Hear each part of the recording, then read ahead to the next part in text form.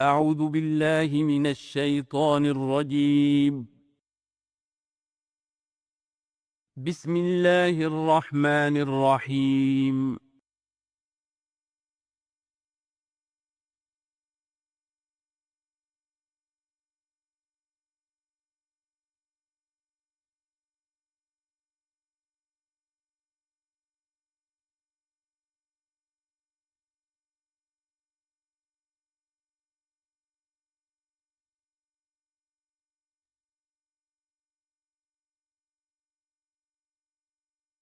اعوذ باللہ من الشیطان الرجیم بسم اللہ الرحمن الرحیم وَإِذْ تَأَذَّنَ رَبُّكَ لَيَبْعَثَنَّ عَلَيْهِمْ إِلَى يَوْمِ الْقِيَامَةِ مَنْ يَسُومُهُمْ سُوءَ الْعَذَابِ إِنَّ رَبَّكَ لَسَرِيعُ الْعِقَابِ وَإِنَّهُ لَغَفُورٌ رَحِيمٌ صدق اللہ العظیم۔ اس سے پہلے کہ ہم آگے بڑھیں، جو آخری مضمون آیا تھا، جو آیات ہم پڑھ چکے ہیں، ان کے ضمن میں ایک وضاحت ضروری ہے۔ یہ جو ہم نے ابھی دیکھا کہ اس بستی کے لوگ تین قسم کے، تین حصوں میں منقسم ہو گئے تھے۔ ایک وہ لوگ جو گناہ میں بڑھے جا رہے تھے، ایک وہ کہ جو خود گناہ تو نہیں کر رہے تھے لیکن روک بھی نہیں رہے تھے، اور ایک وہ کہ جو گناہ سے خود بھی مجتنب تھے اور نہی عن المنکر کا فریضہ آخری وقت تک سر انجام دے رہے تھے۔ صراحت کے ساتھ یہاں جو فرمایا گیا کہ ہم نے بچایا کس کو؟ فَأَنْجَيْنَا الَّذِينَ يَنْهَوْنَ عَنِ السُّوءِ، بچایا ہم نے ان کو کہ جو روک رہے تھے بدی سے۔ وَأَخَذْنَا الَّذِينَ ظَلَمُوا بِعَذَابٍ بَئِيسٍ، اور ہم نے پکڑ لیا ان لوگوں کو جو گناہ میں ملوث تھے ایک بہت ہی برے عذاب میں، ان کے نافرمانی کی وجہ سے۔ اس سے بعض حضرات نے ایک نکتہ نکالنے کی کوشش کی ہے، اور وہ یہ ہے کہ ایک گروہ کے بارے میں صراحت کے ساتھ آ گیا کہ اس کو بچا لیا، وہ لوگ جو نہی عن المنکر کر رہے تھے۔ ایک گروہ جس کے بارے میں صراحت سے کہا گیا کہ اس پر عذاب آیا، وہ ہے جو گناہ میں ملوث تھے۔ گویا کہ درمیانی گروہ جو ہے اس کے بارے میں یہاں سکوت اختیار کیا گیا ہے۔ ان کو ایک طرح سے امید دلائی جا رہی ہے کہ جو لوگ گناہ سے مجتنب رہیں گے، اگر وہ خود گناہ میں ملوث نہیں ہوئے ہیں، تو اس عذاب سے کہ دنیا میں آتا ہے اس سے وہ بچا لیے جائیں گے۔ اور یہ بہت بڑی غلط فہمی ہے۔ یہ ایسی ہی بات ہے جیسے کہ میں نے آپ کو بتایا تھا سورہ مائدہ کے پڑھتے ہوئے کہ جو آیت مبارکہ تھی کہ علیکم انفسکم لا یضرکم من ضل اذا اہتدیتم، تو حضرت ابوبکر رضی اللہ تعالیٰ عنہ کو خطبہ ارشاد فرمانا پڑا کہ لوگوں تم اس آیت سے بالکل غلط نتیجہ نکال رہے ہو۔ اس کا یہ مطلب نہیں ہے کہ دعوت اور تبلیغ اور امر بالمعروف اور نہی عن المنکر تمہاری ذمہ داری نہیں ہے، بلکہ مطلب یہ ہے کہ تم اپنا سب کچھ کر لو، زور لگا لو سمجھانے کا، امر بالمعروف کا، نہی عن المنکر کا، پھر بھی اگر کچھ لوگ اڑے رہیں کفر پر اور گناہ پر، تو پھر تم پر کوئی وبال نہیں ہے۔ اصل مفہوم یہ ہے، لیکن اس سے انسان جو ہے چاہتا ہے ذمہ داری سے فرار، تو اس کے لیے جہاں کہیں بھی اسے بہانہ ملتا ہے اس قسم کے وہ نقطے تراشتا ہے۔ یہاں یہ سمجھ لیجئے کہ اصل میں نہی عن المنکر نہ کرنا بھی تو جرم ہے۔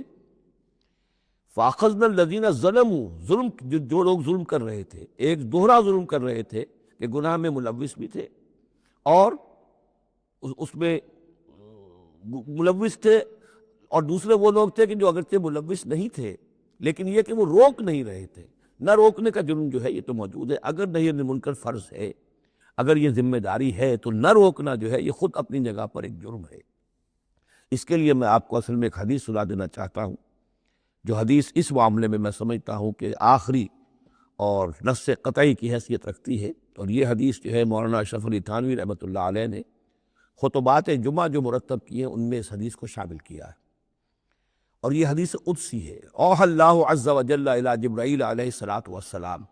ان اقلب مدینۃ کذا و کذا باہلھا، اللہ تعالیٰ نے وحی کی حضرت جبرائیل کو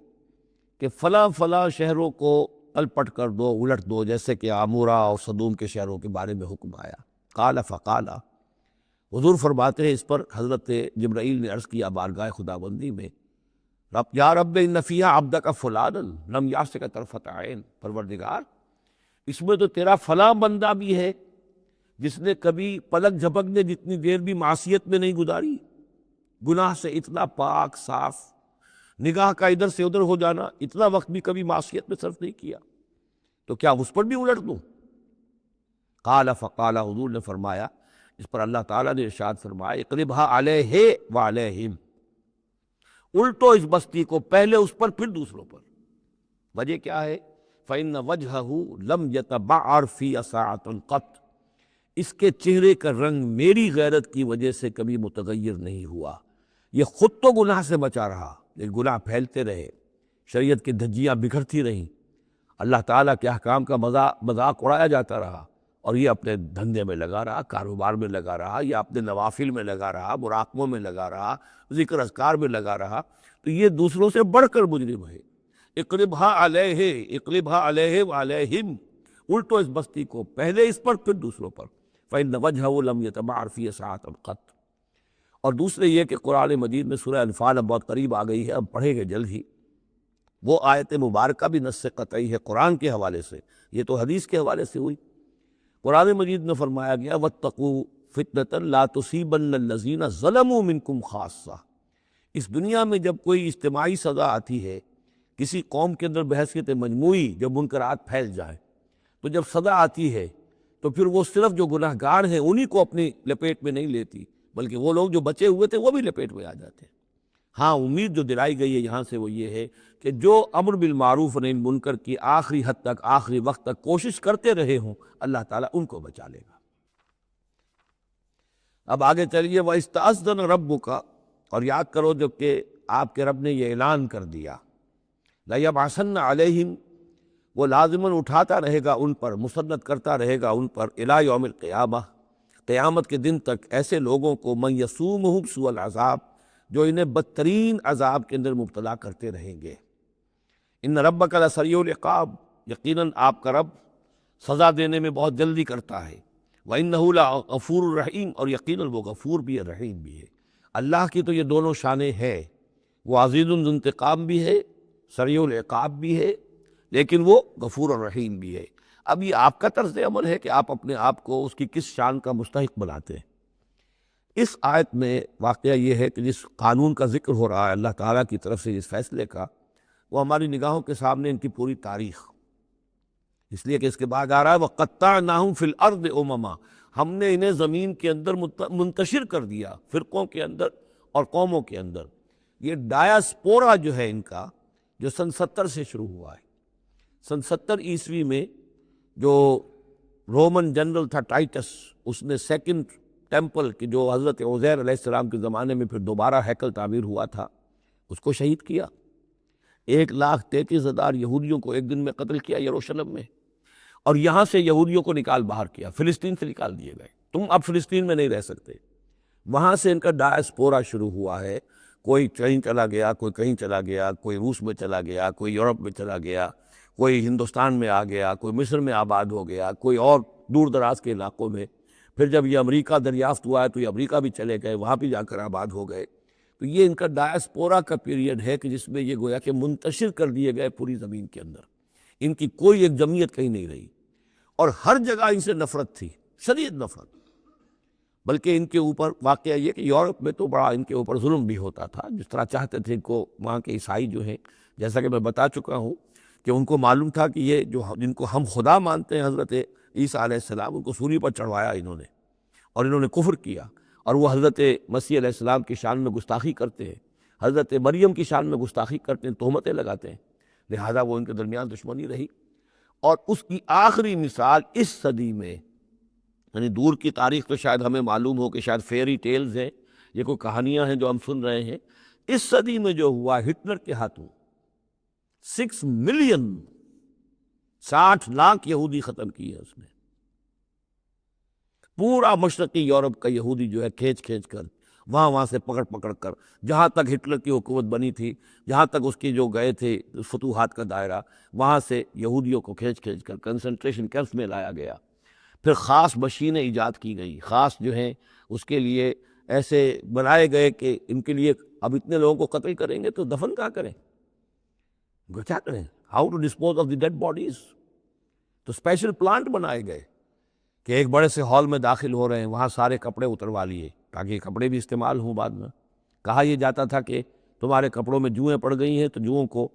اس کو ڈیلاؤس کرنے کے لیے ضروری ہے کپڑے اتار کے آگے گیس کے اندر، تاکہ وہ جوئیں ختم ہو جائیں گی۔ پھر ان کے بال اتروا لیتے تھے، عورتوں کے بال بھی شیو کر لیے، مردوں کے بھی، ان بالوں سے قالین بنائے انہوں نے جو نازیوں نے اپنے دفتروں میں بچھائے،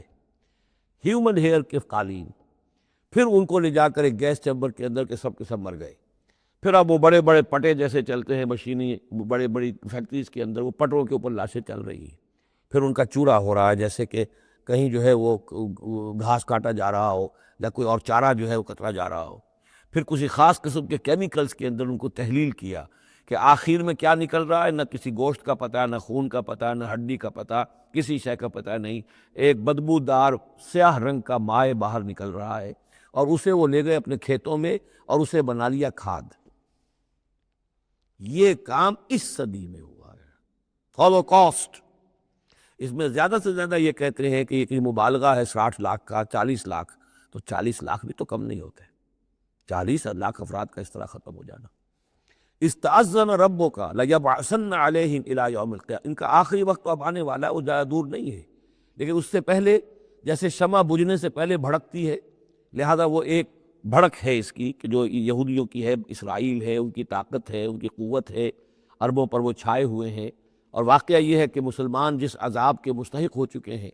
اور ان میں سے عرب چونکہ ہمارے ہاں اونچے درجے کے، اس اعتبار سے امت کے اندر ان کا مقام اونچا درجے کا ہے کہ حضور عرب تھے، انہی کی زبان میں اللہ کی کتاب ہے،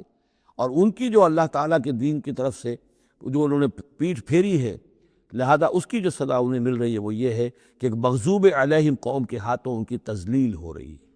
ان کے سامنے جھکنا پڑ رہا ہے۔ جن کے ساتھ کسی ایک کمرے میں کبھی بیٹھتے نہیں تھے، اب ان کے ساتھ گفت و شنید جو ہے اور ان کے ساتھ بغل گیر ہونے کی نوبت جو ہے وہ آئی ہے۔ اور ابھی جو کچھ ہونا ہے وہ خیر دوسری بات ہے، میں اس میں نہیں جانا چاہتا، وہ آخری وقت بھی آئے گا، پھر جو ہے حضرت مسیح علیہ السلام ہی نازل ہوں گے،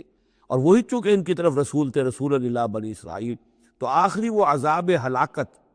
کہ جو باقی 6 قوموں کا تو آ چکا، حضرت نوح علیہ السلام، حضرت نوح کے سامنے بیٹا جو ہے وہ غرق ہوا کہ نہیں ہوا، حضرت ہود، حضرت صالح، ان سب کے سامنے جو ہے ان کی قومیں ہلاک ہوئیں، تو اب حضرت مسیح کو اٹھا لیا گیا تھا، وہی آئیں گے اور انہی کے ہاتھوں یہ اپنے کیفر کردار کو پہنچیں گے اور ان کا ایک ایک بچہ ختم ہوگا۔ لیکن اس سے پہلے ان کے ہاتھوں مسلمانوں پر اللہ کے عذاب کے بڑے کوڑے برسیں گے۔ To add insult to injury, کہ ایک یہودی قوم کے ہاتھوں، مغضوب علیہم قوم کے ہاتھوں پٹائی ہوگی، اور جو ہو رہی ہے،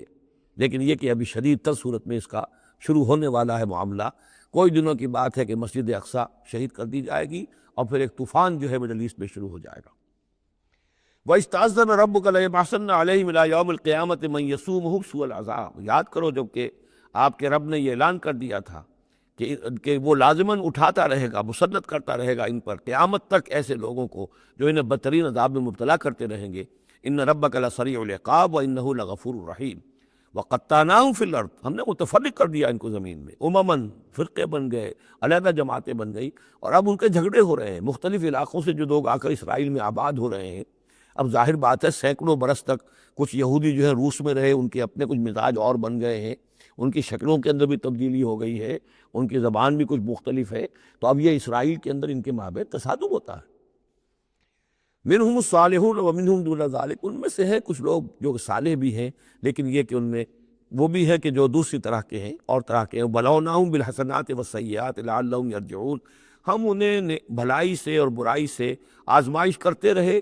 شاید کہ یہ لوگ لوٹ آئیں۔ فخلف من بعدہم خلف،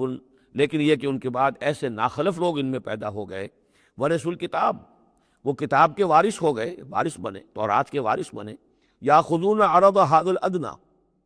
وہ اس دنیا جو ادنا زندگی ہے، دنیا کی ادنا زندگانی، اسی کے ساز و سامان کے پیچھے پڑے رہتے ہیں، حاصل کرتے ہیں حلال سے، حرام سے، جائز سے، ناجائز سے۔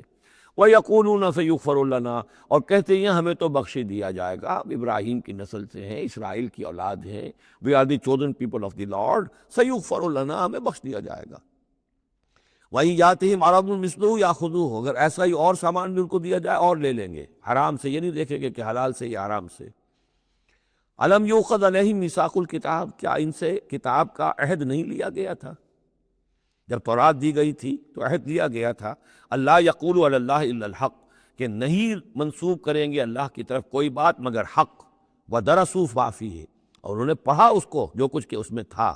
والدار الآخرۃ خیر للذین یتقون، اور یقیناً آخرت کا گھر، پچھلا گھر تو بہتر ہے انہی لوگوں کے لیے جنہوں نے تقوی کی روش اختیار کی. افلا تعقلون، تو کیا تم عقل سے کام نہیں لیتے؟ والذین یمسکون بالکتاب واقاموا الصلاۃ، اور رہے وہ لوگ کہ جو کتاب کو مضبوطی کے ساتھ جنہوں نے تھاما، تمسک کیا کتاب کے ساتھ، اور اقاموا الصلاۃ، نماز قائم کی. انا لا نضیع اجر المصلحین، ایسے مصلحین کا اجر ہم ضائع نہیں کریں گے. بات ہے کہ کوئی نہ کوئی لوگ تو ان کے اندر اچھے رہے، آخری وقت تک بھی رہے. وَإِذْ نَتَقْنَا الْجَبَلَ فَوْقَهُمْ، اور یاد کرو جب کہ ہم نے پہاڑ کو ان کے اوپر اٹھا دیا تھا. كَأَنَّهُ ظُلَّةٌ، ایسے ہو گیا تھا جیسے سائبان ہو. وَظَنُّوا أَنَّهُ واقع بِهِمْ، اور انہیں یقین ہو گیا تھا کہ ابھی ہم پر گرا کہ گرا.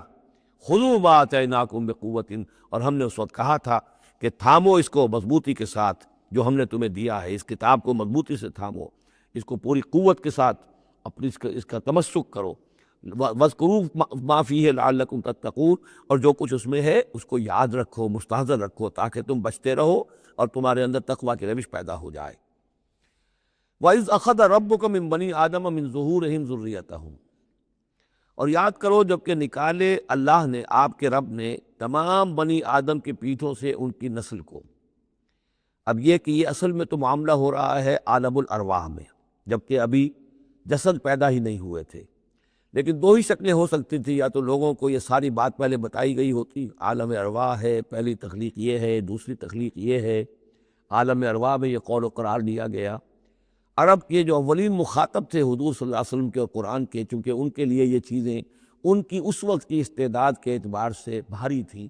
قرآن مجید نے عام فہم الفاظ استعمال کیے. جب ہم نے نسل آدم کی تمام ان کی پیٹھوں سے ذریت کو نکال لیا، یعنی یہ کہ جتنے بھی انسان آنے والے تھے دنیا میں، ان سب کی ارواح جو ہے وہ وہاں موجود تھی.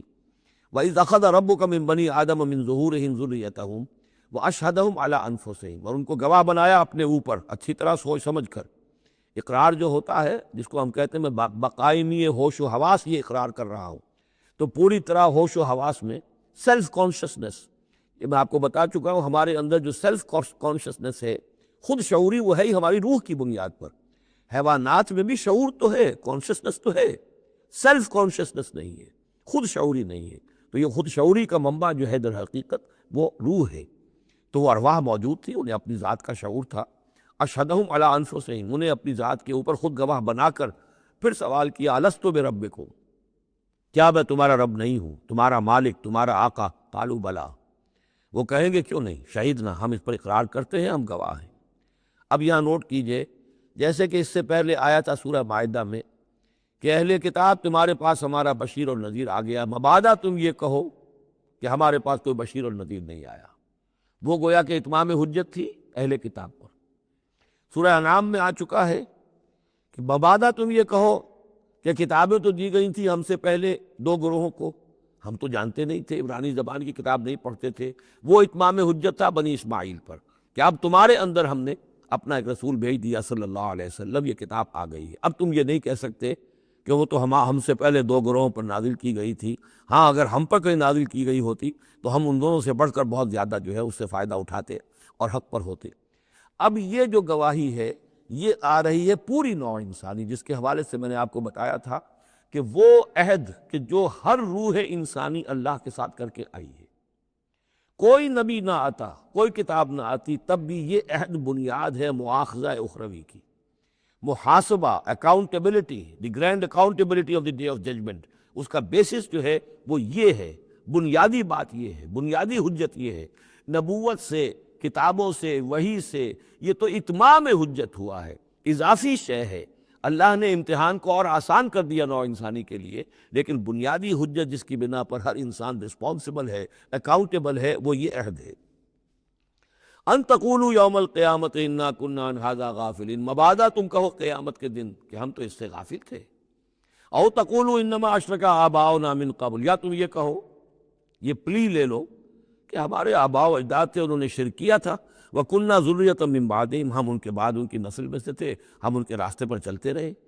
لہذا اصل جرم تو ان کا ہے، ہمارا نہیں. أَفَتُهْلِكُنَا بِمَا فَعَلَ الْمُبْطِلُونَ، تو کیا پروردگار تو ہمیں ہلاک کرے گا ان لوگوں کے فعل کی وجہ سے کہ جنہوں نے یہ باطل ایجاد کیا تھا. ایجاد تو انہوں نے کیا تھا، ہم تو موجد نہیں ہیں، ہم تو ان کے مقلد تھے، متبع تھے. وَكَذَلِكَ نُفَصِّلُ الْآيَاتِ وَلَعَلَّهُمْ يَرْجِعُونَ، اور اسی طریقے سے ہم اپنی آیات کو تفصیل سے بیان کر دیتے ہیں تاکہ وہ لوٹیں، شاید کہ وہ لوٹیں، سوچیں، غور کریں، رجوع کریں۔ اب ایک واقعہ آ رہا ہے ایک شخصیت کا، اور اس کی تمثیل کے پیرائے میں، ویسے تو یہ واقعہ ہے، یہ صرف کوئی تشبیہ نہیں ہے، لیکن یہ کہ اس کو تمثیلاً لائے ہیں۔ افراد اور اقوام کا کوئی معاملہ ایسا بھی ہوتا ہے کہ کسی قوم کو یا کسی فرد کو اللہ نے کوئی بہت اونچا مقام دیا ہو، بہت اس پر اکرام فرمایا ہو، بہت انعام کیا ہو، لیکن پھر یہ کہ وہ اپنی کسی ایک ہی خباثت کی وجہ سے اور کسی ایک بڑی غلطی جو ہے گراوٹ کی وجہ سے وہ اپنی تمام ان فضیلتوں سے محروم ہو جائے اور بالکل شیطان کا چیلا بن کر رہ جائے۔ وَاتْلُ عَلَيْهِمْ نَبَأَ الَّذِي آتَيْنَاهُ آيَاتِنَا، یہ بلعام بن باورہ، اس کی تفصیل جو ہے تورات میں ہے۔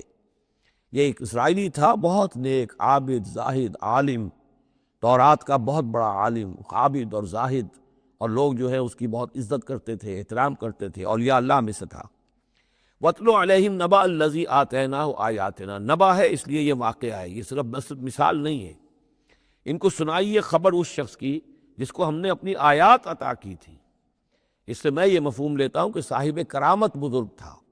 یعنی جو آیات جو ہے یہاں پر خاص طور پر کرامت کے لیے آ رہا ہے۔ لا فَانْسَلَخَ مِنْهَا، وہ اس میں سے نکل بھاگا۔ فَأَتْبَعَهُ الشَّيْطَانُ، تو شیطان اس کے پیچھے لگ گیا۔ یہاں بھی ایک نکتہ بہت اہم ہے، پہلے انسان خود غلطی کرتا ہے، شیطان مجبور نہیں کر سکتا کسی کو غلطی پر۔ إِنَّ عِبَادِي لَيْسَ لَكَ عَلَيْهِمْ سُلْطَانٌ، کوئی اختیار کسی بندے پر شیطان کو حاصل نہیں، غلطی خود کرے گا، اب شیطان جو ہے اس کا پیچھا کرے گا، اور اب اس کو، جس کو ہم کہتے ہیں ہمارے پنجاب میں یہ کہا جاتا ہے برے کو گھر تک پہنچا کے رہنا، کہ اب یہ کہ اسے کہیں راستے میں چھوڑے گا نہیں، بلکہ آخری برائی کی آخری منزل تک پہنچائے گا۔ وَاتْلُ عَلَيْهِمْ نَبَأَ الَّذِي آتَيْنَاهُ آيَاتِنَا فَانْسَلَخَ مِنْهَا فَأَتْبَعَهُ الشَّيْطَانُ فَكَانَ مِنَ الْغَاوِينَ، تو وہ ہو گیا گمراہوں میں۔ وَلَوْ شِئْنَا لَرَفَعْنَاهُ بِهَا، ہم چاہتے تو اسے ان آیات اور جو بھی اس کے پاس علم تھا اس کے ذریعے سے اسے اور بلند کرتے اور اونچا مقام دیتے، وَلَكِنَّهُ أَخْلَدَ إِلَى الْأَرْضِ، مگر وہ تو زمین کی طرف دھنستا چلا گیا۔ یہ زمین کی طرف دھنسنا کیا ہے؟ ایک ہمارا جسد ہے، یہ حیوانی جسد، یہ زمین سے آیا ہے، منہا خلقناکم، اور اس کے تقاضے ہیں۔ ایک وہ روح ہے جو عہد کر کے آئی ہے الستو بربکم، ان کے درمیان کشاکش ہے۔ روح چاہتی ہے اوپر اٹھنا، کل شیء یرجع الی اصلہ، ہر شے اپنی بنیاد اور اپنی جڑ کی طرف، اپنے منبع اور سرچشمے کی طرف لوٹنا چاہتی ہے، لہذا روح اوپر اٹھنا چاہتی ہے، وہ اوپر سے آئی ہے۔ یہ جسم جو ہے، یہ ہمارا حیوانی جسد، یہ زمین سے آیا ہے، اس کی ساری توجہات زمین کی طرف ہے، یہیں کا مال و متاع ہو، یہیں سے اس کی خوراک آ رہی ہے، یہیں سے اس کی تقویت کا سامان آ رہا ہے، ساری چیزیں یہ۔ اب یہ جو کشاکش ہے، انسان کی روح وہ اللہ کی طرف جانا چاہتی ہے، اور یہ جسم جو ہے یہ دنیاوی لذتوں میں، عیش میں، دنیا کے اندر جو ہے حلال سے حرام سے جو بھی حاصل کیا جا سکے، بابر بعیش کوش کہ عالم دوبارہ نیست۔ اب اگر کوئی شخص فیصلہ کر لیتا ہے زمین کی طرف بیٹھنے کا، تو گویا کہ اب اس نے اپنے آپ کو اللہ تعالیٰ کی توفیق سے وہ محروم کر لیا۔ فَانْسَلَخَ مِنْهَا، اب روح سسکتی رہے گی، احتجاج کرتی رہے گی، سسکتی رہے گی، ایک وقت میں آ کر شاید وہ مر جائے، اس پر موت وارد ہو جائے، اور وہ زندہ ہونے کی شکل میں بھی وہ در حقیقت ایک مقبرہ بن جائے یا تعزیہ بن جائے کہ روح اس کے اندر دفن ہو چکی ہے۔ تو نظر آ رہا چلتا پھرتا انسان، حقیقت میں وہ انسان تو مر چکا، اندر روح جو ہے وہ دفن ہو چکی، اب جو چل رہا ہے وہ حیوان انسان چل رہا ہے، وہ انسان جو تھا وہ تو مر چکا۔ تو یہ ہے وَلَكِنَّهُ أَخْلَدَ إِلَى الْأَرْضِ، زمینی خواہشات، زمینی آرزوئیں، یہ نچلے درجے کی سفلی قسم کی خواہشات، سفلی آرزوئیں اور امنگیں، وَاتَّبَعَ هَوَاهُ، اور اس نے پیروی کی اپنی خواہشات کی، فَمَثَلُهُ كَمَثَلِ الْكَلْبِ، تو اس کی مثال کتے کسی ہے، إِن تَحْمِلْ عَلَيْهِ يَلْهَثْ أَوْ تَتْرُكْهُ يَلْهَثْ، وہ ہر وقت ہی ہانپتا رہتا ہے، کوئی اس کے اوپر بوجھ رکھیے تب بھی ہانپے گا، اور ویسے بھی وہ اس کی زبان باہر نکلی ہوتی ہے، ہانپتا رہتا ہے۔ اسی طرح کا معاملہ ہے کہ اللہ نے تو اس کو اپنی نعمتیں عطا کی، لیکن وہ بدبخت ان کی قدر کرنے کی بجائے اس کتے کے مانند ہانپنے لگا اور زمین ہی کی طرف، اور کتا آپ نے دیکھا ہوگا چلتا ہوا سونگھتا جاتا ہے زمین کو، ہر وقت سونگھے گا زمین کو۔ ذَلِكَ مَثَلُ الْقَوْمِ الَّذِينَ كَذَّبُوا بِآيَاتِنَا، یہی مثال ہے اس قوم کی بھی جنہوں نے ہماری آیات کو جھٹلایا۔ اور یہاں پھر نوٹ کیجئے کہ پاکستانی قوم اس کی سب سے بڑی مثال ہے۔ پاکستان کا بن جانا معجزہ تھا، کسی حساب کتاب میں آنے والی شے نہیں۔ پھر پاکستان کا قائم رہ جانا معجزہ تھا، انگریزوں کو بھی اور ہندوؤں کو بھی یقین تھا کہ پاکستان قائم نہیں رہ سکتا، وائبل نہیں ہے، ختم ہو جائے، لیکن یہ کہ پاکستان قائم رہا۔ سن 65 میں اس کا بچ جانا معجزہ تھا۔ اتنی یقینی بات تھی کہ BBC ٹیلی ویژن کے اوپر دکھا دیا گیا فال آف لاہور، لاہور اور جو ہے وہ بھارتی فوج داخل ہو چکی ہے، قبضہ کر چکی ہے، اتنی یقینی بات تھی۔ شام کو جم خانہ میں شراب پینے کا پکا پروگرام تھا، لیکن خوف طاری کر دیا اللہ تعالیٰ نے ان کے دلوں پر۔ شاید ہمارا کوئی گراؤ کیا جا رہا ہے، کوئی ریزسٹنس نہیں ہے، کیا ہوا ہے؟ جہاں ہم غافل پڑے ہوئے تھے، ریزسٹنس کیا ہوتی؟ لیکن بجائے اس کے کہ وہ یہ سمجھتے کہ یہ غافل ہیں اور ریزسٹنس اس لیے نہیں ہو رہی، ان کے دلوں میں سألقی فی قلوب الذین کفروا الرعب، میں ان کافروں کے دلوں میں رعب ڈال دوں گا، وہ رعب پڑ گئی، پاکستان بچ گیا۔ تو یہ ساری چیزیں ہیں، معجزے پر معجزے ہیں، لیکن یہ سب کس لیے تھا کہ ہم اس ملک کو ہم نے حاصل کیا تھا اسلام کے نام پر۔ اسے تجربہ گاہ بنائیں گے، اسے ایک نمونہ بنا دیں گے پوری دنیا کے لیے، پوری دنیا دیکھے گی کہ اسلام کیا ہے، اسلام کا عادلانہ نظام کیا ہے۔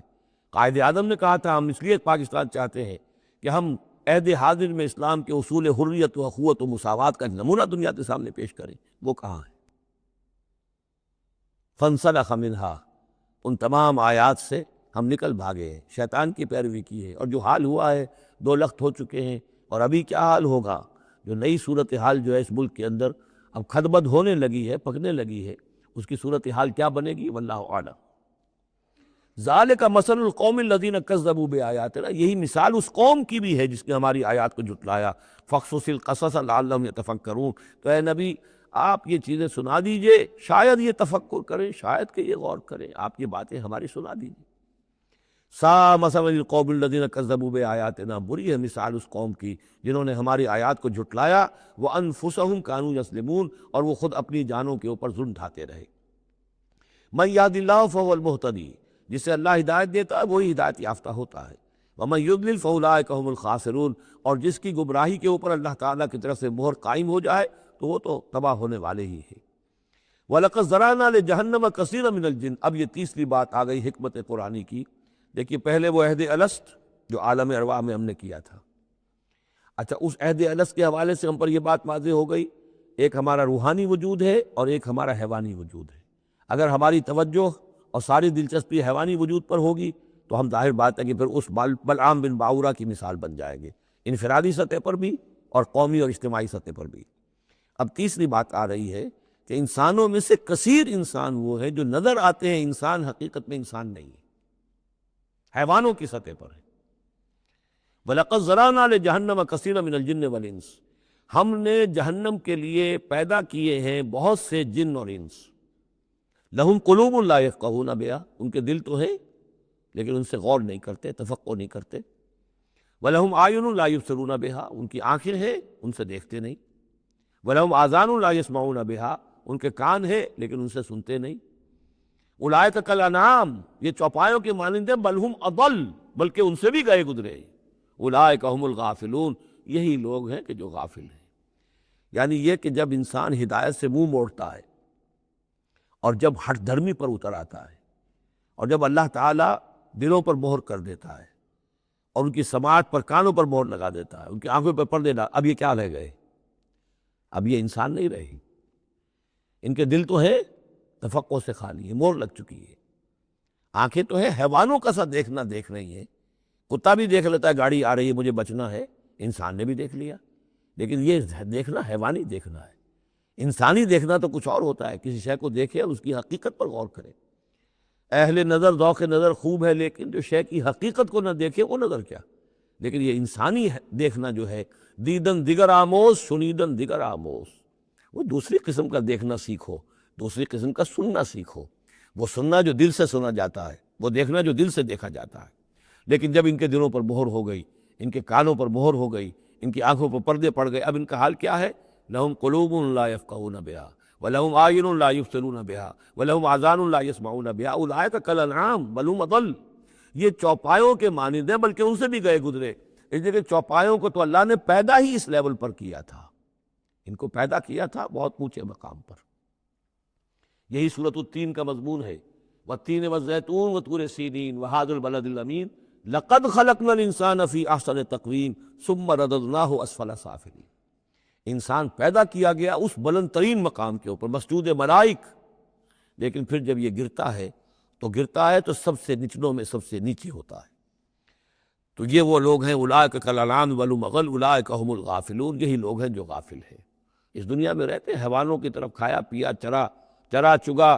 اور جو ہے بس دنیا کی لذتیں اٹھائیں اور مر گئے. کچھ ہوش نہیں کہ کیوں ہم پیدا کیے گئے، کون ہمارا خالق ہے، کون ہمارا مالک ہے، زندگی کاہے کے لیے ہے، زندگی آمد برائے بندگی، زندگی بے بندگی شرمندگی، کو مرنے کے بعد کہیں کسی کے سامنے حاضری ہے، کوئی جواب نہیں، کچھ نہیں، کوئی ہوش نہیں. وَلِلَّهِ الْأَسْمَاءُ الْحُسْنَى، اور تمام اچھے نام اللہ ہی کے ہیں. فَادْعُوهُ بِهَا، تو پکارو انہیں اس کے ذریعے سے، پکارو اللہ کو ان کے ذریعے سے. ایک نقطہ یہاں نوٹ کر لیجئے، قرآن مجید سے کہیں اللہ تعالیٰ کے لیے لفظ صفت ثابت نہیں ہوتا. ویسے حدیث میں ہے، میں صرف بیان کر رہا ہوں، قرآن میں نہیں. قرآن میں اللہ کے لیے لفظ آتا ہے نام، اسما، یہ سب اللہ کے نام ہے. ویسے یہ کہ صفاتی نام ہے یہ دوسری بات ہے، لیکن صفات کا لفظ جو ہے، صفت کا لفظ اللہ کے لیے ایجاباً مثبت طور پر قرآن میں کہیں نہیں آیا. نام ہے اللہ کے، اور نام جو ہے در حقیقت کسی ایک ہی شے کے 100 نام ہو سکتے ہیں. تلوار کے 5000 نام ہیں، تلوار تو ایک ہی شے ہے نا، لیکن اس کے مختلف اوصاف کے اعتبار سے بہت سے نام اس کے عرب رکھ لیتے تھے. تو اللہ تعالیٰ کے نام ہیں، ان ناموں میں سے کچھ قرآن میں بھی آئے ہیں، کچھ ایک حدیث ہے حضرت ابو ہریرہ سے رضی اللہ تعالیٰ عنہ، جس میں کہ حضور نے 99 نام گنوائے ہیں کہ اللہ کے یہ 99 نام ہے، اور ان کے ذریعے سے تو اللہ سے دعا کی جائے تو اس کے ناموں کے حوالے سے، اللہ تعالیٰ کے ناموں کی. فَادْعُوهُ بِهَا، اللہ تعالیٰ کو پکارا کرو اس کے ناموں کے حوالے سے. یا ستارو، یا غفارو، یا کریم ہو، یا علیم ہو، یہ اس طریقے سے اللہ تعالیٰ کے جو نام ہیں. تو یا اللہ ہو، ظاہر بات ہے کہ اللہ جو ہے وہ بھی اللہ کا سب سے بڑا نام، سب سے اہم نام ہے. اس حوالے سے اس کو پکارو، دعا کرو اس کے ناموں کے حوالے سے. وَذَرُوا الَّذِينَ يُلْحِدُونَ فِي أَسْمَائِهِ، اور چھوڑ دو، دفع کرو ان لوگوں کو کہ جو اس کے ناموں میں کجی نکالتے ہیں. لحد کہتے ہیں ٹیڑھ کو. یہ قبر جو ہوتی ہے ایک سیدھی ہوتی ہے، اور ایک ہوتی ہے لحد والی جس میں کہ بغلی قبر. تو اسماء الہی میں لحد الحاد جو ہے تو یہ ہے کہ ان کا غلط استعمال کیا جائے. انہی ناموں کے حوالے سے ان کے مراقبے کر کے ان کے اندر تاثیرات ہیں، اس میں کوئی شک نہیں، لیکن ان کے غلط استعمالات جو ہیں وہ درست نہیں ہیں. اللہ تعالیٰ کے ذکر کے لیے، اللہ سے خود اپنی دعا کے لیے ان کو ذریعہ بنایا جائے، لیکن ان کو لوگوں کے لیے نقصان پہنچانے کا ذریعہ بنانا یہ گویا کہ الحاد ہو جائے گا، غلط استعمال. اور دوسرے یہ کہ بعض اللہ تعالیٰ کے نام جو ہیں وہ جوڑوں کی شکل میں ہیں، ان میں ایک ہی کے حوالے سے پکارنا وہ بھی الحاد ہو جائے گا. المعز المذل، یہ اب جوڑا ہے، وہی عزت دینے والا ہے، وہی ذلت دینے والا ہے. لیکن اگر آپ نے یا مذلو یا مذلو یا مذلو کہنا شروع کر دیا تو یہ الحاد ہو جائے گا. اے ذلیل کرنے والے، اے ذلیل کرنے والے، اے ذلیل کرنے والے. یہاں دونوں لفظ آنے چاہیے، یا معز ہو یا مذل ہو. اے وہ کہ جو عزت دینے والا ہے، اور اے وہ کہ جو ذلیل کرتا ہے. یہ دونوں نام جو ہے الرافع والخافض، ایک وہ ہے کہ جو اٹھانے والا ہے، اونچا کرنے والا ہے، اور نیچے گرانے والا ہے، وہ الخافض بھی ہے، الرافع بھی ہے، المعز بھی ہے، المذل بھی ہے، المحیی بھی ہے، الممیت بھی ہے، زندہ رکھنے والا بھی ہے، موت وارد کرنے والا بھی ہے. تو یہ جو جوڑوں کے نام ہیں ان کو ساتھ ساتھ ہی ہمیشہ رکھنا چاہیے. سَيُجْزَوْنَ مَا كَانُوا يَعْمَلُونَ، القریب وہ بدلہ پائیں گے اپنے اعمال کا. وَمِمَّنْ خَلَقْنَا أُمَّةٌ يَهْدُونَ بِالْحَقِّ وَبِهِ يَعْدِلُونَ، اور جو انسان ہم نے پیدا کیے ہیں ان میں یقیناً ہر دور میں کچھ لوگ رہے ہیں، ایسی جماعتیں رہی ہیں. اور جیسے کہ حضور نے ضمانت دی ہے کہ میری امت میں ایک طبقہ، ایک جماعت، ایک گروہ ضرور، لا تزال فی امتی طائفۃ قائمین علی الحق، حق پر قائم رہے گی. تو فرمایا وہ یہدون بالحق، جو حق کی ہدایت بھی دیتے رہیں گے، اور بہی یعدلون، اور حق ہی کے ساتھ عدل بھی کرتے رہیں گے.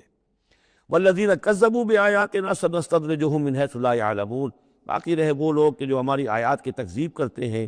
تو ہم رفتہ رفتہ سہج سہج ان کو لے آئیں گے وہاں سے جہاں انہیں پتہ بھی نہیں ہوگا. استدراج اسے کہتے ہیں کہ ایک شخص کفر کے راستے میں بڑھتا جا رہا ہے، لیکن اس کی کامیابیاں دنیا میں بڑھتی جا رہی ہیں، وہ اور بڑھ رہا ہے اور بڑھ رہا ہے. وہ سمجھ رہا ہے اللہ کا فضل ہو رہا ہے مجھ پر، حالانکہ اصل میں اللہ تعالیٰ نے اس کی رسی دراز کی ہے تاکہ اور گناہ جو اس نے کمانے ہیں وہ کما لے. اس کو استدراج کہتے ہیں، اور یہ بہت بڑا فتنہ ہے. بسا اوقات ایک انسان غلط راستے پر چل رہا ہے، لیکن وہ اس استعداد کی وجہ سے یہ سمجھ بیٹھتا میں صحیح راستے پر ہوں، تبھی تو اللہ کی رحمت آ رہی ہے، تبھی تو مجھے کامیابی مل رہی ہے، قدم قدم پر جو ہے کامیابی میری قدم بوسی کر رہی ہے۔ نہیں، یہ استدراج ہے۔ والذین کذبوا بآیاتنا سنستدرجهم من حیث لا یعلمون، ہم آہستہ آہستہ انہیں پکڑ لیں گے جہاں سے انہیں پتہ بھی نہیں ہوگا۔ وَأُمْلِي لَهُمْ، آپ ان کو ڈھیل دیں گے، ان قیدی متین، میری چال بہت مضبوط ہے۔ جب وہ مچھلی جو ہے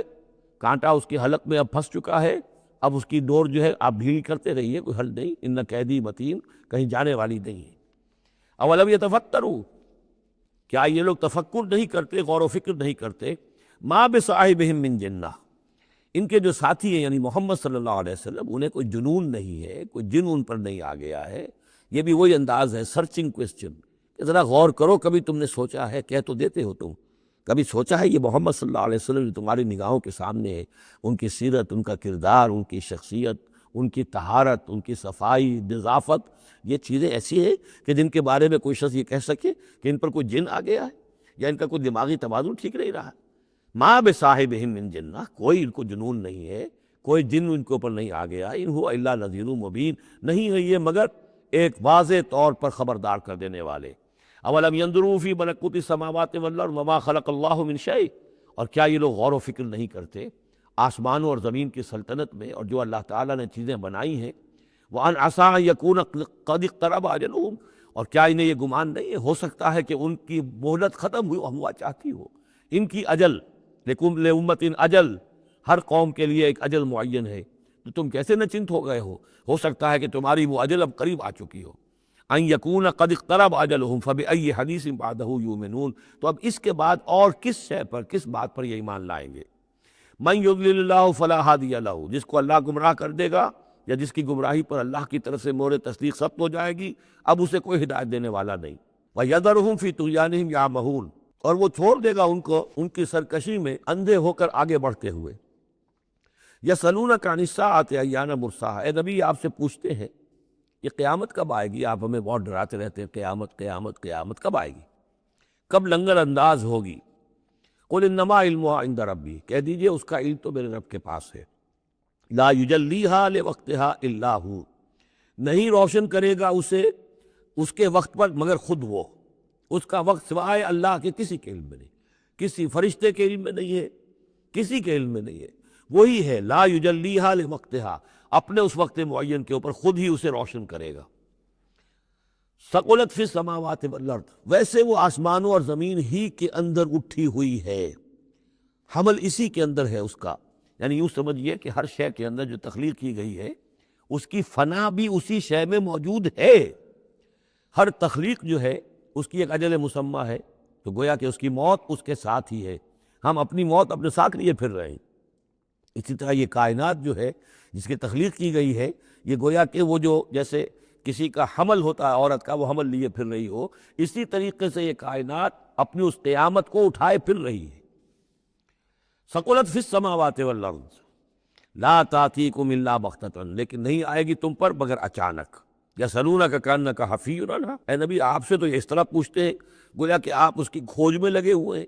آپ کو یہی فکر دامنگیر ہے قیامت کب آئے گی، حالانکہ آپ کا اس سے کوئی سروکار نہیں، یہ ہمارا معاملہ ہے۔ قل انما علمھا عند اللہ، کہہ دیجئے اس کا علم تو صرف اللہ کے پاس ہے، ولکن اکثر الناس لا یعلمون، لیکن اکثر لوگ علم نہیں رکھتے۔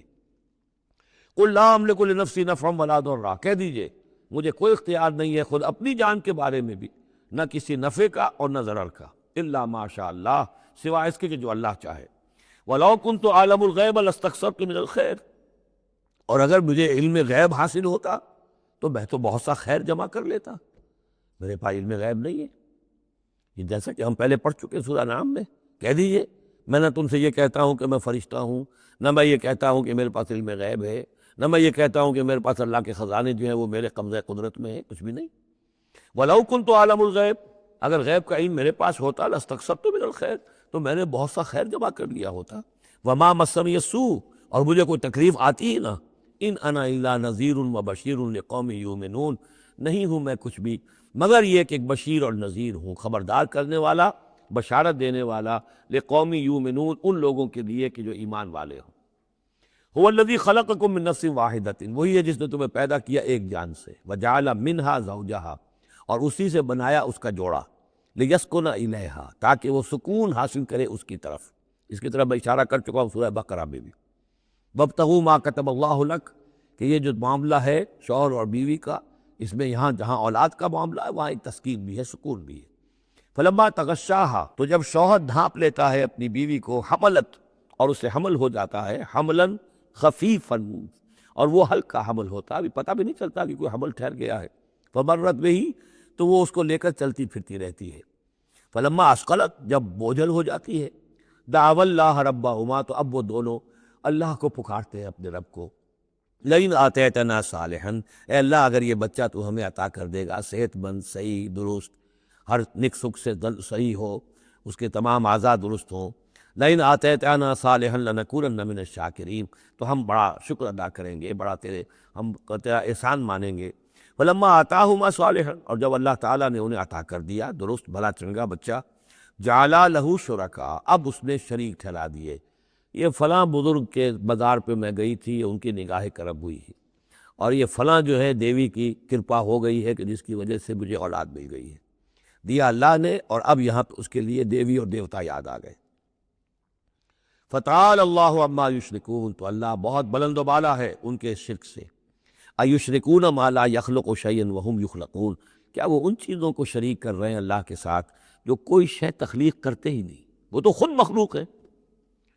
فرشتے ہیں تو مخلوق ہیں، جنات ہیں تو مخلوق ہیں، انبیاء ہیں تو مخلوق ہیں، اولیاء اللہ ہیں تو مخلوق ہیں، یہ تو خود مخلوق ہیں، سب کے سب مخلوق ہیں۔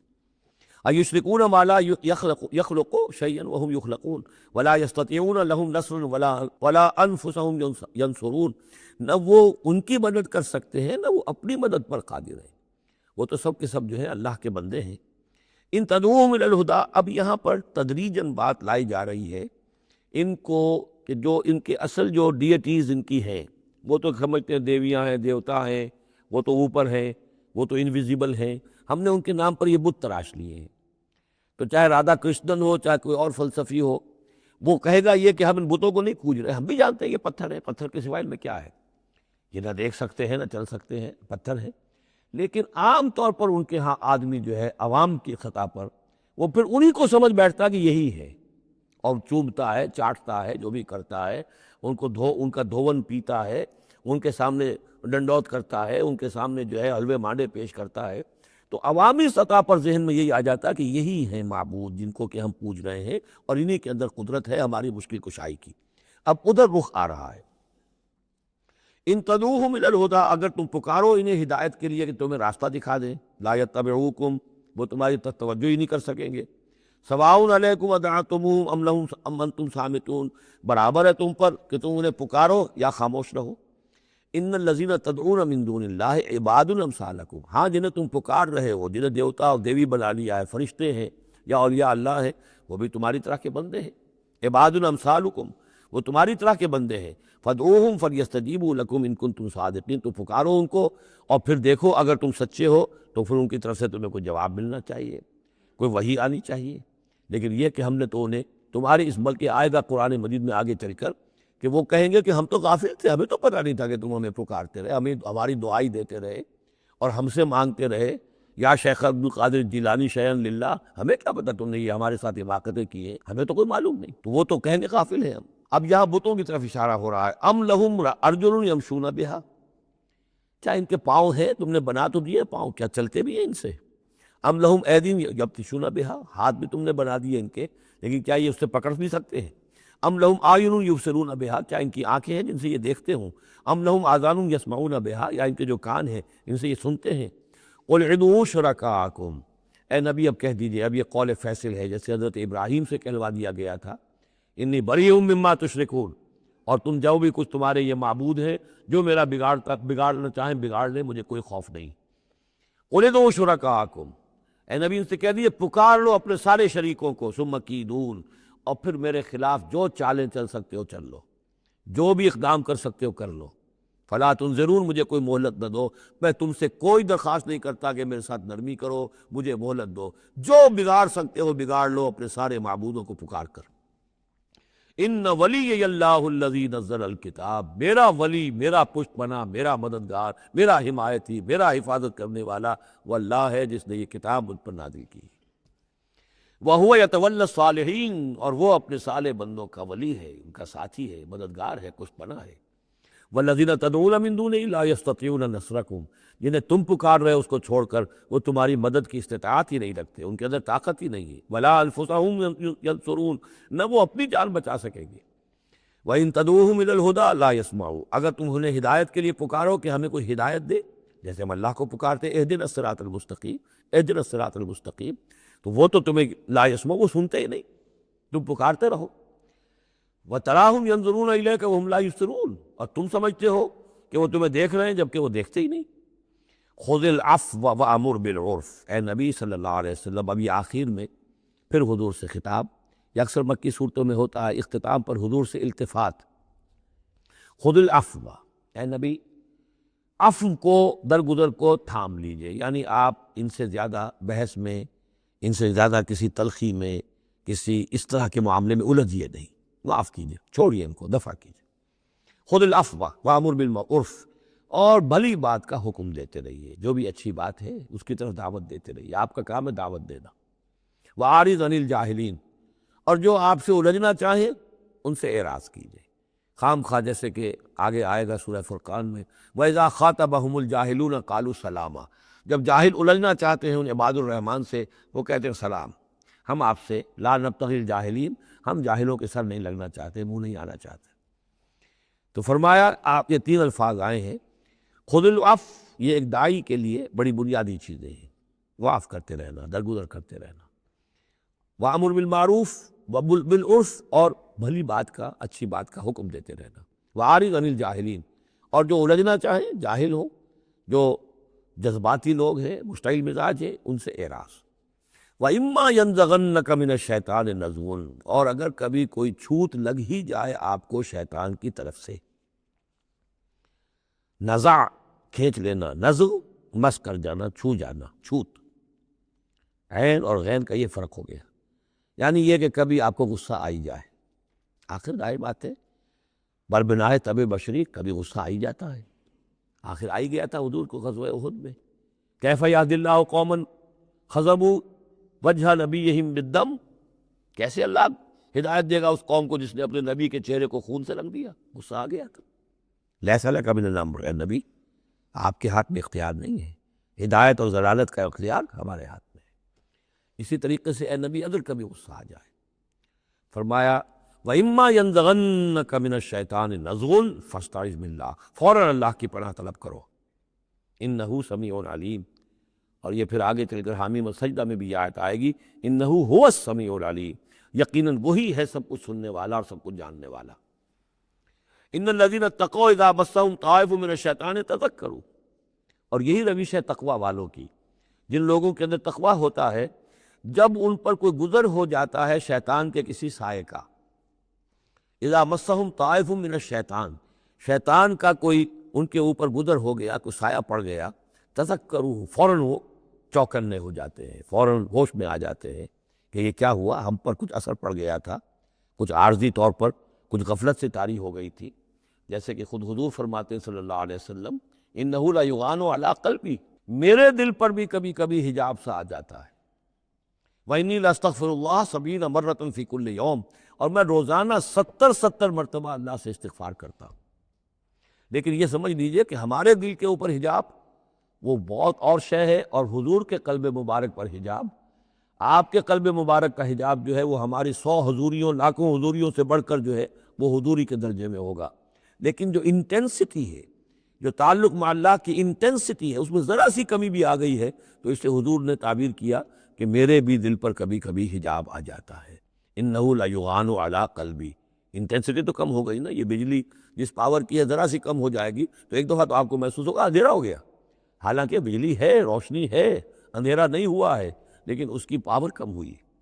تو فرمایا کہ انہ لیغان علی قلبی وانی لاستغفر اللہ 70 مرۃ فی کل یوم۔ ان الذین اتقوا اذا مسهم طائف من الشیطان تذکروا، تو فوراً وہ چوکنے ہو جاتے ہیں، یاد کرتے ہیں، فاذا هم مبصرون، اور ان کی آنکھیں کھل جاتی ہیں، انہیں حقائق نظر آنے لگتے ہیں، وقتی سا جو سایہ پڑ گیا تھا اس سے وہ فوراً نکل آتے ہیں۔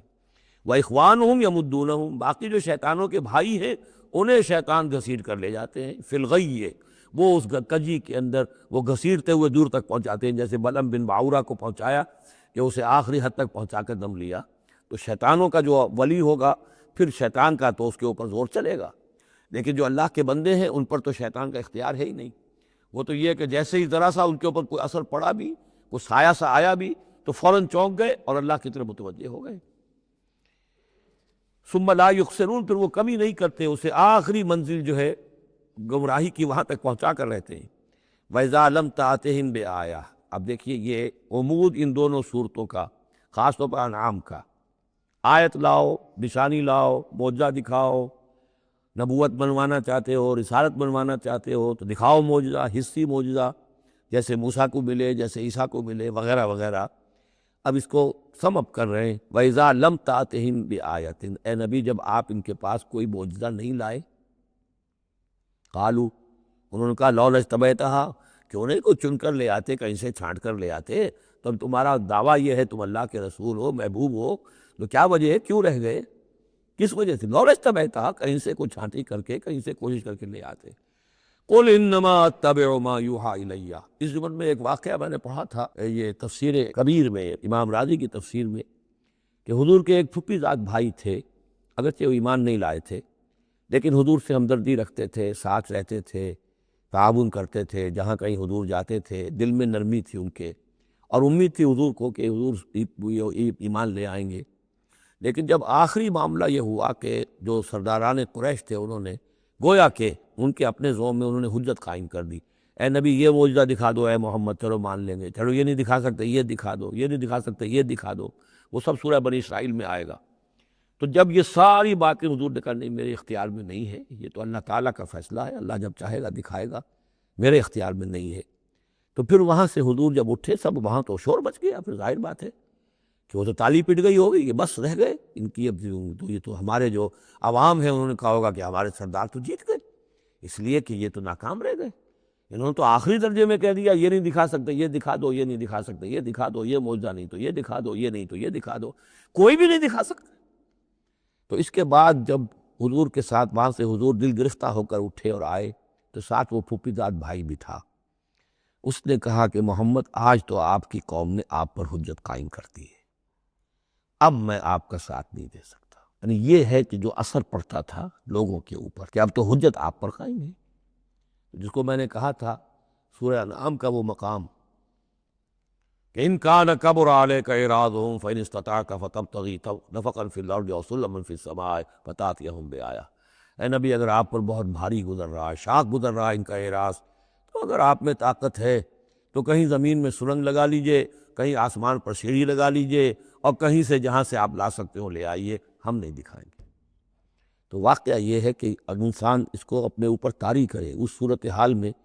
ویژولائز کرے اپنے آپ کو، تو کس قدر ضیق میں اس وقت محمد رسول اللہ صلی اللہ علیہ وسلم کی شخصیت آ چکی تھی۔ وَإِذَا لَمْ تَأْتِهِمْ بِآیَةٍ، اور جب آپ نہیں لائے ان کے پاس کوئی نشانی، قَالُوا لَوْلَا اجْتَبَیْتَهَا، کیوں نہیں لے آئے کہیں سے؟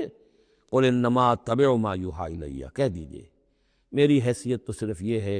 کہ میں پیروی کر رہا ہوں اس کی کہ جو میری طرف وحی کی جا رہی ہے، اس سے بڑا میں نے دعویٰ نہیں کیا، نہ خدائی کا، نہ کوئی علم غیب کا دعویٰ کیا، نہ میں نے یہ کہا کہ اللہ کے خزانے میرے دستے تصرف میں ہیں، میں نے کوئی دعویٰ نہیں کیا۔ ھذا بصائر من ربکم، اور یہ تمہارے رب کی طرف سے بصیرت افروز باتیں ہیں جو میں تمہارے سامنے پیش کر رہا ہوں، میں خود پیروی کر رہا ہوں اس کی اور تمہارے سامنے پیش کر رہا ہوں۔ وَھدًى وَرَحْمَةٌ لِقَوْمٍ يُؤْمِنُونَ، اور یہ ہدایت ہے اور رحمت ہے ان لوگوں کے حق میں جو ایمان لانے والے ہیں۔ وَإِذَا قُرِئَ الْقُرْآنُ فَاسْتَمِعُوا لَهُ وَأَنصِتُوا، اور جب قرآن پڑھا جا رہا ہو تو تم اسے پوری توجہ سے سنا کرو۔ سمع یسمع کے معنی سننا، اور استمع یستمع پوری توجہ کے ساتھ، ارتکاز توجہ کے ساتھ سننا، کان لگا کر، کان دھر کر سننا۔ وَأَنصِتُوا، اور خود خاموش رہا کرو۔ اسی آیت کو دلیل بناتے ہیں وہ حضرات جو یہ سمجھتے ہیں کہ امام کے پیچھے جہری قرأت میں پڑھنا نہیں چاہیے، اس لیے کہ ظاہر بات ہے کہ جب امام پڑھ رہا ہے تو آپ کو پوری توجہ سے امام کی قرأت کو سننا چاہیے، خود پڑھنے کی طرف توجہ کریں گے تو پھر اس کے سننے کی طرف توجہ جو ہے وہ نہیں رہے گی۔ اور یہاں خاص حکم بھی ہے انصتوا، خود خاموش رہو۔ لعلکم ترحمون، تاکہ تم پر رحم کیا جائے۔ وَاذْكُرْ رَبَّكَ فِي نَفْسِكَ تَضَرُّعًا وَخِيفًا وَدُونَ الْجَهْرِ مِنَ الْقَوْلِ بِالْغُدُوِّ وَالْآصَالِ، اور اپنے رب کو یاد کرتے رہا کرو اپنے جی ہی جی میں، تضرعاً، عاجزی کرتے ہوئے، گڑ گڑاتے ہوئے۔ اس عاجزی اور گڑ گڑانے کی انتہا ہے وہ دعا جو میں نے نقل کی ہے، جو مسلمانوں پر قرآن مجید کے حقوق کے نام سے میرا کتابچہ ہے، اس کے آخر میں مقام عبدیت، اللہم انی عبدک وابن عبدک وابن امتک فی قبضتک ناصیتی بیدک ماض فی حکمک عدل فی قضاؤک۔ اے اللہ میں تیرا بندہ ہوں، غلام ہوں، میرا باپ بھی تیرا بندہ اور غلام تھا، میری ماں تیری ادنا کنیز تھی، میں تیرے قبضہ قدرت میں ہوں، میرے پورے وجود میں تیرا ہی حکم جاری و ساری ہے، اور تو جو بھی میرے بارے میں فیصلہ کرے عدل فی قضاؤک، وہ یقیناً حق پر اور عدل پر مبنی ہے۔ یہ عاجز اسألوک بکل اسم ہو لک، میں تجھ سے درخواست کر رہا ہوں تیرے ہر نام کے حوالے سے تیرا ہے، علمتہ احدا من خلقک، جو تو نے کسی اپنی مخلوق کو سکھایا، او انزلتہ فی کتابک، یا اپنا نام تو نے اپنی کسی کتاب میں نازل فرمایا، اب استاثرت بہ فی مخزون الغیب عندک، یا اپنے اس نام کو تو نے اپنے پاس ہی غیب میں ہی کہیں چھپا کر رکھا ہوا ہے، خزانہ بنایا ہوا ہے۔ میں ان تمام ناموں کے حوالوں سے سوال کے حوالے اور واسطے سے آپ سے درخواست کرتا ہوں ان تجعل القرآن ربیع قلبی و نور صدری و جلاء حزنی و ذہاب ہمی و غمی، قرآن کو میرے سینے کا نور بنا دے، میرے دل کا سرور بنا دے، میرے تفکرات کا ازالے کا ذریعہ بنا دے، میرے غموں کا اور تفکرات اور جو بھی پریشانیاں ہیں ان کے ازالے کا ذریعہ بنا دے۔ یہ ہے دعا محمد رسول اللہ کی۔ اب خاص طور پر چونکہ آیت پہلے آ گئی تھی وَإِذَا قُرِئَ الْقُرْآنُ فَاسْتَمِعُوا لَهُ وَأَنصِتُوا، تو اسی کے حوالے سے یہ دعا جو ہے یہ خاص طور پر جو ہے مسلمانوں پر قرآن مجید کی حقوق اور کیا عظمت قرآن کی ہے کہ اللہ تعالیٰ سے جو سوال کر رہے حضور کہ قرآن کو التجعل القرآن ربیع قلبی و نور صدری، میرے سینے کا نور، میرے دل کی بہار بنا دے۔ وَاذْكُرْ رَبَّكَ فِي نَفْسِكَ تَضَرُّعًا وَخِيفًا، اور یاد کرتے رہا کرو اپنے رب کو اپنے جی میں، گڑ گڑاتے ہوئے، عاجزی کے ساتھ، اور خیفہ، خوف کے ساتھ، دون الجہر من القول، اور بلند آواز سے نہیں، پست آواز سے۔ لیکن یہ ضرور ہے کہ آدمی دعا مانگے تو ایسے مانگے کہ خود سن لے۔ اس میں یہ ہوتا ہے کہ ایک تو دعا وہ مانگ رہا ہے، ایک اس کی سماعت بھی اس دعا سے استفادہ کرتی ہے۔ نماز میں بھی اکیلا انسان نماز پڑھ رہا ہو تنہا، تو جو رکعتیں ہیں چاہے سری بھی ہو، ان کو ایسا ضرور پڑھے کہ جیسے خود وہ سن رہا ہے، اس حد تک جو ہے تاکہ وہ نماز میں جو پڑھ رہا ہے اس کے ساتھ اس کی سماعت بھی اس سے مستفید اور مستنیر ہوتی چلی جائے۔ بالغدو والآصال، اور یہ آپ ذکر کرتے رہے اللہ کا اپنے جی میں، عاجزی کے ساتھ اور خوف کے ساتھ، اور یہ کہ زیادہ بلند آواز سے نہیں بلکہ پست آواز سے، صبح کے وقت بھی اور شام کے اوقات میں بھی۔ جیسے میں نے توجہ دلائی تھی سورہ نام کے شروع میں، نور ہمیشہ قرآن میں واحد آئے گا، ظلمات ہمیشہ جمع، اسی طرح غدو یہ ہمیشہ ایک، اور آصال اصیل کی جمع ہے، یعنی شام کے اوقات، اور اس میں اشارہ ہے کہ صبح کی نماز ایک ہی ہے جو اللہ تعالیٰ نے فرض رکھی ہے، اور جیسے ہی بدلوک الشمس الی غسق اللیل، سورج ذرا ڈھلنا شروع ہوتا ہے، مغرب کی طرف ذرا اترنا شروع ہوتا ہے، وہاں سے لے کے پے بپے نمازیں ہیں، ظہر ہے، عصر ہے، مغرب ہے، عشاء ہے، تو یہ جو ہے یہ آصال جمع کا صیغہ ہے۔ بالغدو والآصال، غدو والآصال، ولا تکن من الغافلین، اور غافلوں میں سے نہ ہو جائیے۔ ان الذین عند ربک، یقیناً وہ بزرگ ہستیاں، وہ ملائکہ مقربین، وہ ملائے اعلیٰ جو اپنے رب کے پاس ہیں، مقربین ہیں، قریب ترین ہیں، وہ جس کے بارے میں امیر خسرو نے کہا ہے کہ خدا خود میر محفل بود اندر لامکا خسرو، محمد شمع محفل بود شب جائے کہ من بودم۔ ایک لامکا کی محفل وہ بھی ہے جہاں کا بیر مجلس اللہ ہے، اور جہاں فرشتے ہیں، ملائکہ مقربین ہیں، اور محمد رسول اللہ روح محمدی وہاں گویا کہ چراغ اور شمع کی حیثیت سے ہے۔ تو ان الذین عند ربک لا یستکبرون عن عبادتہ، وہ جو اس کے قریب ترین ہیں